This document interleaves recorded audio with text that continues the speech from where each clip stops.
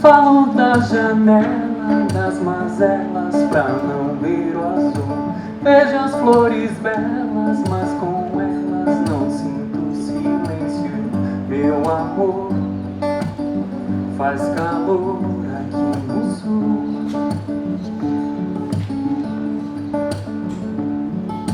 Pergunto à parede sobre o sentimento sem espelho. Quero no vermelho todo frio que a neve faz sem medo. Meu amor, manda um WhatsApp aqui pro sul.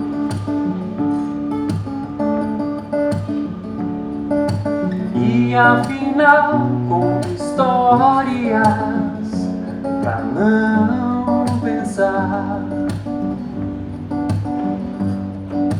E no final, guardo história. Bom, a Inesporata é uma curadoria de conhecimento. O que isso significa, basicamente?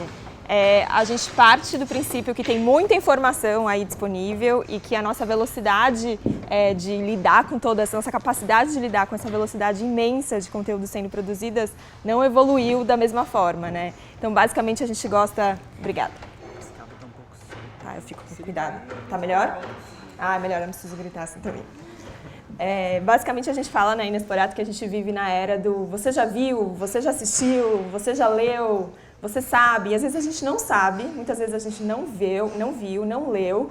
E a gente faz aquela cara de blasé, assim, tipo, claro, já li. Aí você corre lá pro Google e vê o que a pessoa estava querendo falar, porque existe quase essa pressão que você precisa saber de tudo, né? A nossa capacidade de lidar com essa quantidade aí de informações não evoluiu.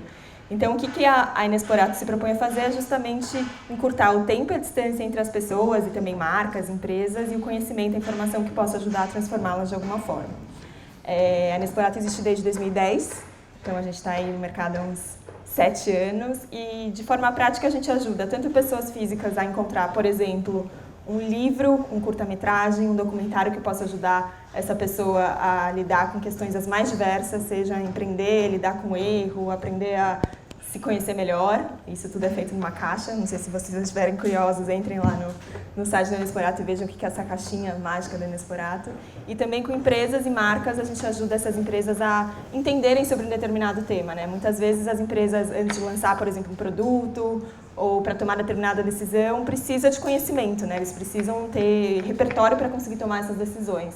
E muitas vezes elas ficam ali perdidas, né? Tem informação disponível na rede das empresas, uma pesquisa que foi feita há 10 anos atrás, um outro estudo que foi comprado no ano passado, e muitas vezes não precisa se produzir um novo dado, né? Ir a campo, produzir uma nova pesquisa, por exemplo, como muitas marcas fazem. E sim, olhar para todo o conhecimento de informação que já está disponível e tentar fazer umas conexões malucas, que é o que a gente faz no Inesporata. A gente, uma hora está estudando neurociência, na outra hora a gente está estudando sociologia, na outra hora a gente está lendo um livro de business, de marketing, e aí no final das contas as nossas apresentações, nossos estudos têm um pouco de tudo isso, e a gente tenta fazer essas conexões que a gente chama de meio malucas e improváveis, mas que no final é o que vai dar ali um insight para a gente tentar chegar a respostas, né? A gente já estudou o que é humor, que eu vou falar um pouquinho para vocês hoje, vai ter um pouco a ver com o papo de hoje. A gente já estudou o que é amor para que casais de novela emplacassem, então qual é a relação dos casais hoje.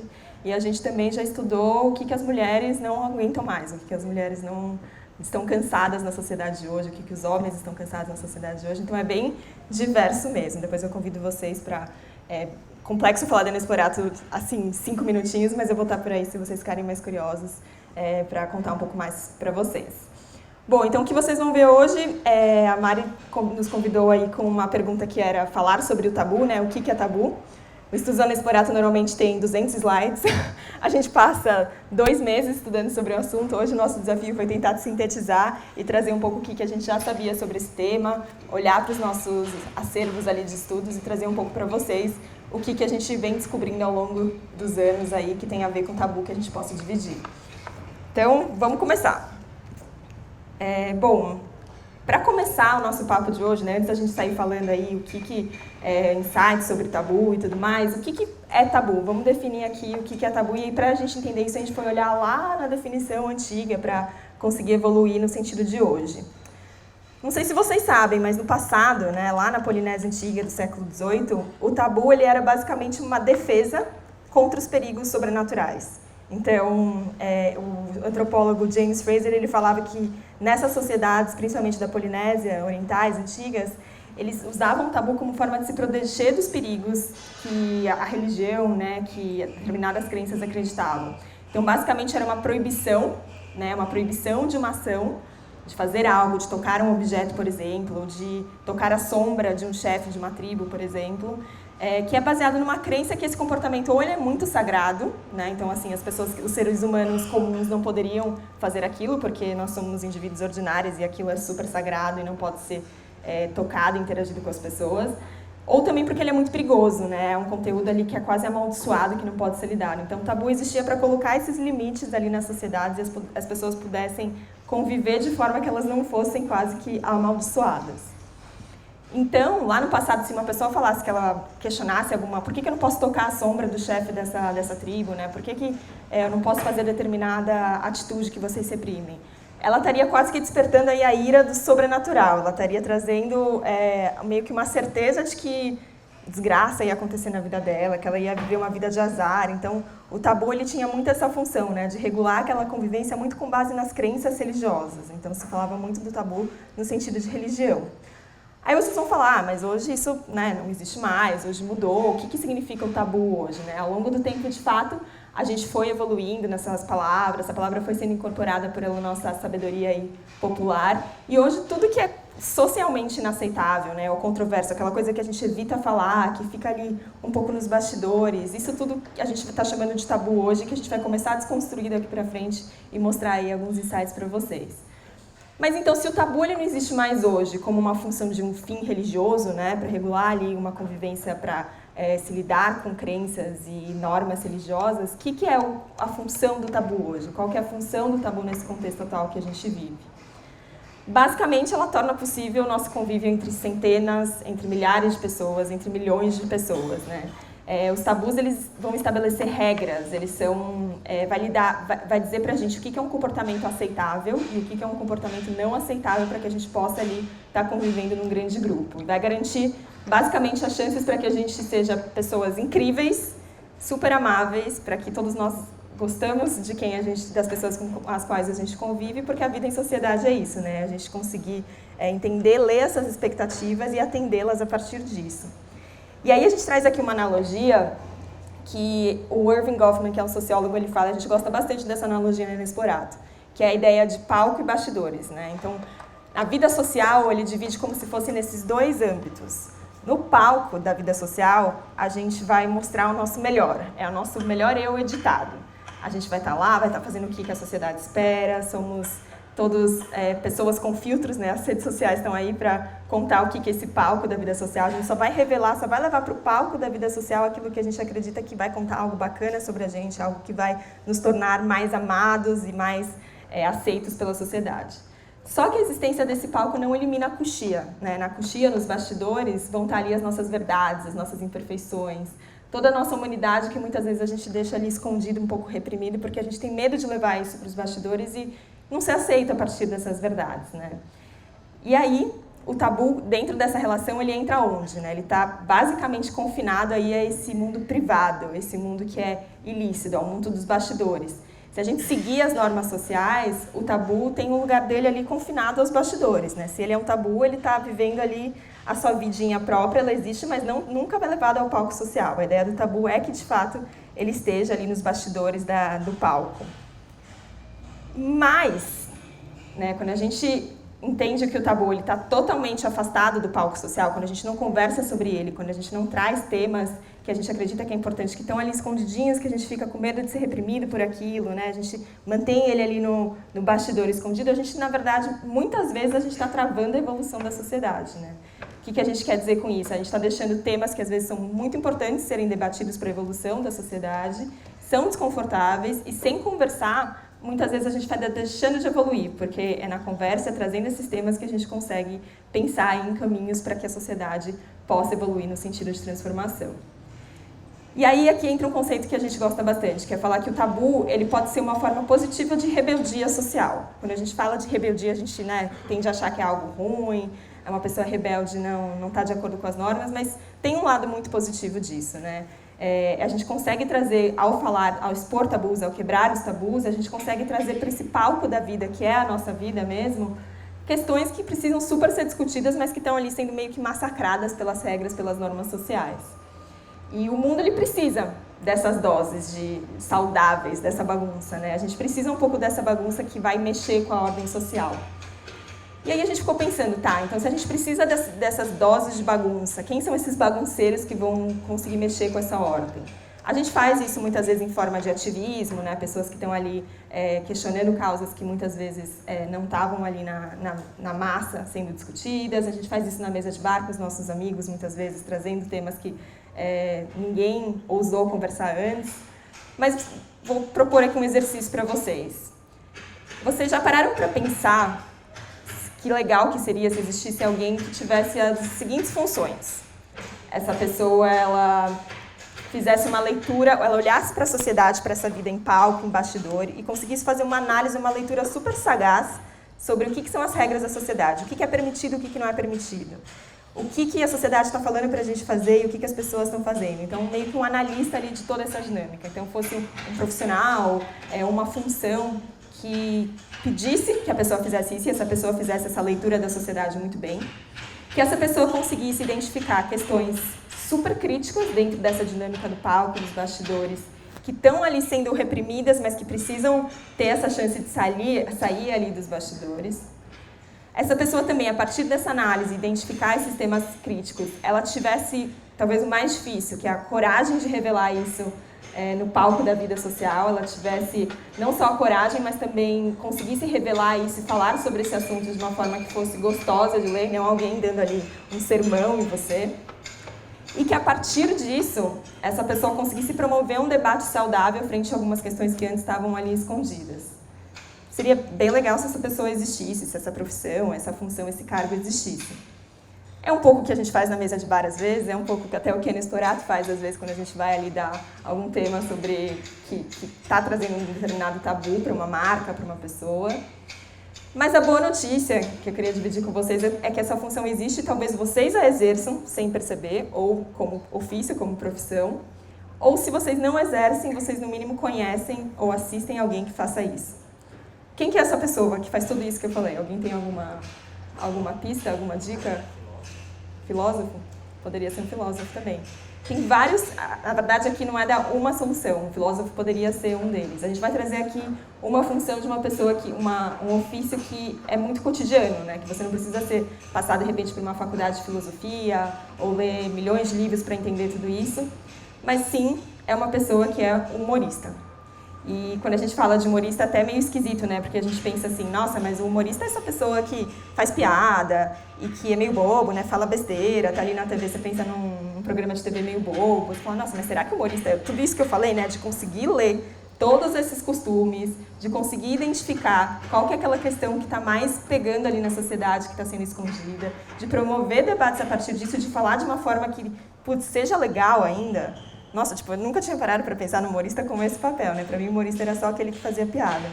E aqui a gente vai trazer para vocês uma visão sobre o humorista que é muito no sentido daquela pessoa que expõe esses tabus. É uma pessoa que tem uma função social que é de analisar todos esses costumes e de ajudar a gente, ajudar a sociedade a lidar com esses tabus que estão sendo escondidos, muitas vezes reprimidos pela sociedade.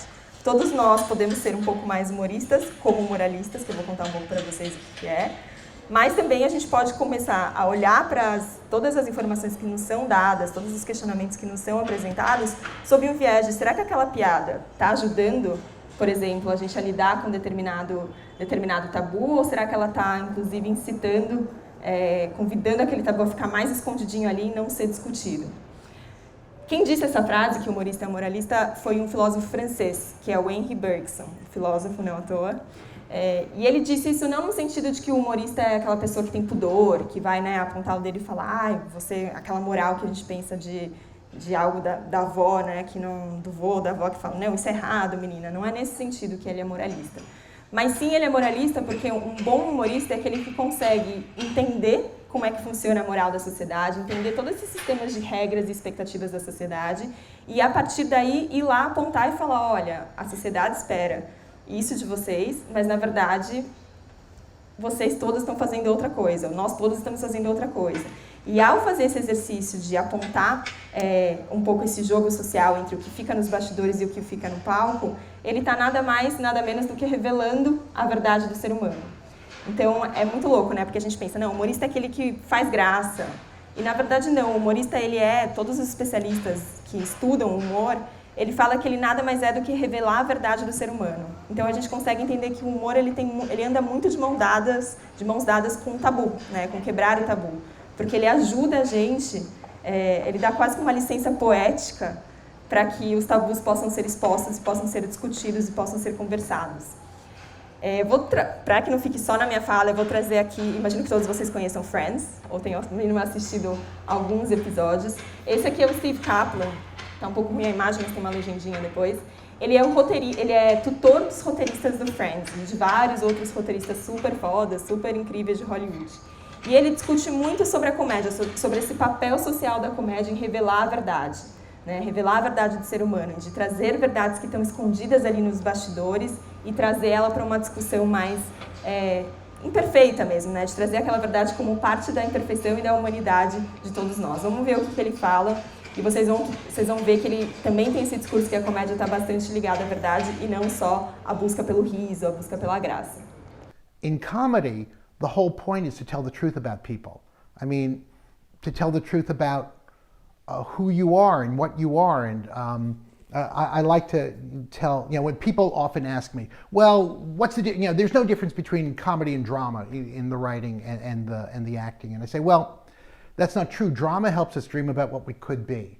We become the best of who we are when we're writing or acting drama, but comedy helps us live with who we are.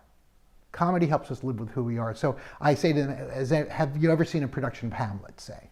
And some people will raise their hand, and I'll say, in your production of Hamlet that you saw, or were in, did you ever see Hamlet fart? People go, no, and they start to laugh. And I say, well, what would happen if Hamlet just let out a big one?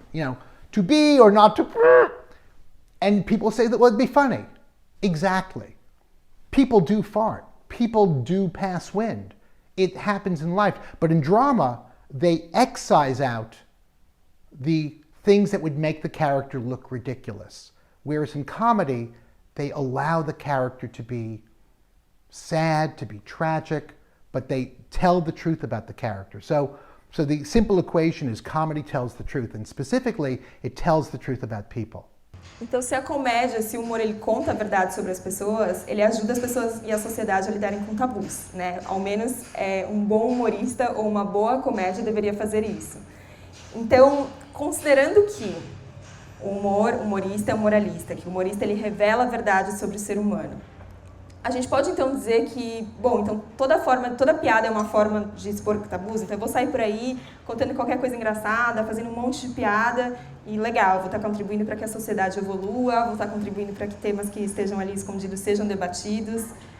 Pelo amor de Deus, não. Não é isso que o humor faz.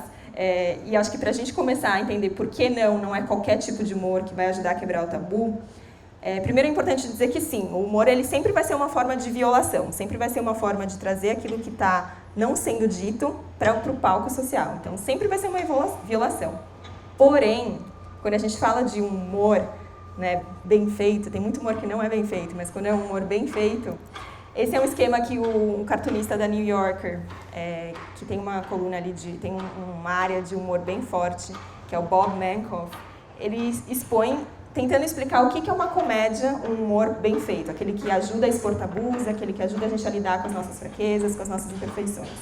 Ele é um humor que ele está no centro dessa intersecção aqui. Ou seja, ele nem é só uma violação pela violação, então, ou seja, estou ali falando uma verdade não dita, revelando que para algumas pessoas pode parecer um tabu, mas de forma meio sádica ali, cutucando na ferida da sociedade, só querendo agressão, né? Só querendo falar uma verdade que ninguém está sendo dita, mas que não tem como intuito revelar uma verdade, mas sim só ali um aspecto quase sádico.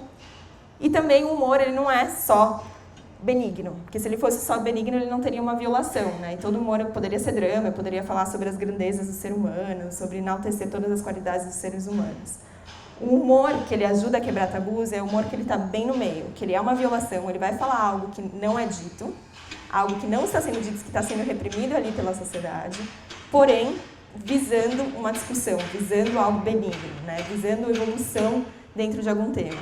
E pode parecer simples quando a gente fala isso, né? Mas quantas formas de humor que a gente não vê na TV, ou enfim, no dia a dia, às vezes até nossos amigos, a gente não quer muito admitir, que estão só nesse lado da violação, né? Humor que aparentemente, não, quebrar tabu, tô falando, é só uma piada, tô aqui, né, trazendo uma coisa que, imagina, vamos falar e dar risada, mas na verdade aquilo não tem como propósito trazer uma discussão saudável para a evolução da sociedade, sim só apontar ali algo que não está sendo dito e que é desconfortável, que pode muitas vezes contribuir para diferenças, contribuir para, enfim, situações que não são de melhoria para a sociedade. E aí, para ficar um pouco mais claro, o que seria, então, na visão desse Bob Mankoff, uma violação benigna, ou seja, uma forma de quebrar tabus, coisas que não estão sendo ditas, que vai ajudar as pessoas a lidarem com aquilo. Não sei, tá meio ruim de ver, né? Aqui, na verdade, é um sketch que foi feito logo depois do 11 de setembro, né? Aí ele falou, putz, eu tô nesse papel aqui de humorista, aconteceu essa tragédia no mundo, eu tenho que lançar uma revista ali com um sketch na semana que vem, o que eu vou falar? Como que eu consigo, de fato, atuar dentro da violação benigna nessa situação que é tão delicada? Que poderia ser tão fácil falar de um inimigo, né? Eu fazer só a violação ali, falar mal, apontar que o inimigo fez aquilo, mas não necessariamente ajudar as pessoas, a sociedade americana, no caso, a lidar com aquelas dores. Ao fazer isso, ao falar só do inimigo, ao fazer só a violação sem ser o benigno, ele poderia, inclusive, estar incitando as pessoas a mais ódio, né? Poderia estar incitando as pessoas a não conseguirem lidar com aquela situação, irem lá e enfrentarem, terem mais dor, terem mais tristeza a partir daquilo. E o que ele fez aqui foi bem simples, mas bem genial, na nossa opinião. Ele fala que nesse sketch são dois americanos médios conversando no bar, e ele fala, nossa, eu pensei que eu nunca poderia rir de novo, até que eu vi a sua jaqueta. Meio Augustinho, né, a jaqueta, assim, aquela coisa meio xadrez, assim, meio cafoninha. Então, assim, aqui ele não buscou o riso como principal objetivo. Ele não teve como principal objetivo falar, deixa eu fazer as pessoas rirem, mas sim trazer uma verdade que estava sendo vivida na sociedade. E ao trazer essa verdade que ninguém estava falando, todo mundo estava ali ainda em choque, ele ajudou as pessoas da sociedade americana a olhar para aquelas questões, a discutir essas questões e a melhorar a partir disso. Isso é uma quebra de tabu que é saudável. Isso é uma quebra de tabu que não só é saudável para as pessoas, mas para a discussão da sociedade como um todo. Outro exemplo, vocês conhecem a Tig? A Tig, ela é uma comediante americana também, ela tem um documentário no Netflix super legal, eu recomendo. Ela usa muito humor para ajudar ela a lidar com questões que foram muito sofridas na vida dela. Ela teve uma vida assim, super dolorida, perdas, câncer, e aqui ela está falando sobre a experiência que ela teve com câncer, usando o humor, trazendo muito essa visão de como que tabus como a possibilidade da morte, como ter uma doença, podem ser falados de forma a ajudar pessoas que estão passando por aquela mesma situação a lidar com aquilo de uma forma bacana, né? A lidar com aquilo de uma forma que não seja prejudicial, mais repressora, mais opressora para ela. Vamos ver um trecho desse stand-up comedy. E se você conseguir falar sobre um tabu tão grande quanto lidar com câncer e a possibilidade da morte, de uma forma que a pessoa que talvez esteja vivendo, passando por coisas parecidas que ela, vai olhar aquilo, vai conseguir dar risada, porque ela vai se conectar com uma verdade que é de todo ser humano. A verdade que todos nós somos vulneráveis, que todos nós, na nossa humanidade mais profunda, vamos ter que lidar em algum momento ou com a nossa morte ou com a morte de outras pessoas ao nosso redor. E aqui é um exemplo super foda de violação benigna, porque ela, de fato, traz uma violação, ou seja, um assunto que todo mundo está querendo deixar ali nos bastidores, mas ela traz ele de uma forma a trazer uma discussão que é positiva para a sociedade, né? Ela não está incitando aqui a tristeza, a dor, o racismo, o preconceito, não, ela está falando trazendo humor de uma forma que está ajudando as pessoas a lidar com aquela situação. Então, em resumo, para que o humor ele possa ser um recurso que vai ser eficiente, que vai ser bacana em quebrar tabus, ele precisa ser uma violação benigna. Então, sempre pensem nisso, né? Então, quando a gente está quebrando tabus, ou quando alguém fala, não, estou aqui para quebrar um tabu, ou você está pensando em como evoluir, ajudar a evoluir a sociedade nesse sentido, essa evolução tem que estar sempre ligada à ideia de violação benigna. Os tabus, eles são essenciais para manter o equilíbrio, né, da nossa vida ali entre milhares, milhões, centenas de pessoas. Seria muito caótico se a gente vivesse numa sociedade que não tivesse os bastidores. Ele tem uma função social super importante. Mas é importante a gente lembrar que essa mesma sociedade que controla essas regras que determinam os tabus, ela pode se beneficiar pra caramba de doses dessa bagunça social, né? De ter um humorista que basicamente ele olha todas essas normas, essas regras sociais e dá uma bagunçada ali e fala, deixa eu ver, assim, tem regras aqui que não fazem sentido, deixa eu trazer isso para discussão. Todos nós podemos fazer um pouco isso em determinada medida, né? E por quê? Enquanto existirem dados como esse, por exemplo, né, na Explorato a gente estuda muito temas relacionados à diversidade desde 2010 e tudo mais. Aqui, enquanto a gente existir num país, numa sociedade, onde a gente tem dados como esses, que são dados velados, por exemplo, de racismo, né, onde essa pesquisa emblemática da Folha, do Data Popular, ele pergunta para as pessoas se existe racismo no Brasil, aí 90% das pessoas falam, sim, existe, o Brasil é racista. Mas você é racista? 96% dizem que não, ou seja, onde está esse racismo, né? Então, aqui o racismo ele é um exemplo de um tabu que, por mais que essa pesquisa seja de 95, a gente sabe muito bem que ela, né, poderia facilmente refletir a nossa realidade hoje. E enquanto existirem dados como esse, muitos outros dados que mostram que os tabus ainda precisam ser muito quebrados, porque eles ainda estão muito enraizados na estrutura da nossa sociedade, a gente vai precisar de um humor inteligente, a gente vai precisar de um humor que faça esse papel de violação benigna, que consiga trazer para fora dos bastidores discussões que são importantes e que, por mais que às vezes possam ser desconfortáveis, né, possam ser difíceis de serem lidadas para aqueles que querem manter ali o status quo, querem continuar fazendo palco social, essa versão higienizada da nossa vida e os bastidores onde tudo que em teoria é proibido, que fique ali, que não seja trazido para discussão, a sociedade não vai evoluir. E aqui a gente fecha então com, eu sei que meu tempo está estourando, eu fecho aqui com um videozinho que todos vocês conhecem, o Porta dos Fundos, eu imagino. Eles têm vídeos, às vezes eles acertam, às vezes eles erram, mas aqui é um vídeo super legal, que eles trazem muito essa discussão em cima do racismo velado. E um exemplo de como o humor, nesse caso, nesse vídeo do Porta dos Fundos, pode ajudar, por exemplo, a lidar com questões como essa, que a gente vê nos dados do Data Popular. Vamos ver.